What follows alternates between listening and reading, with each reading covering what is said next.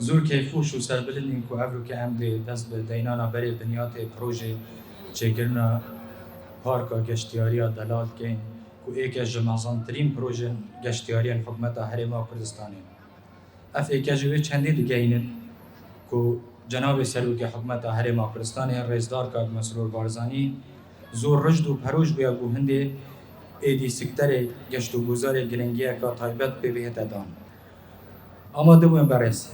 حلبت درست کردن پارک که به وی رنگی لسر هر دو رخین خابیر زاخو سرارای دیمنه که جوان و دلوکر بود دادت زاخو هر وساده بیتا بین فرهی و بین ودانا حولاتی ویده بره. هجیه بیشین اف پروژه به دریجه که هر دو رخا نزدیکی 2 کیلومترانه دجلای کمپانی امیر به هیتا جیبه جکرن که به کجم 11 میلیارد و 500 میلیون دیناره. این وقت خدا کمپانی جیبه جکار وی پروژه دومایی بینه.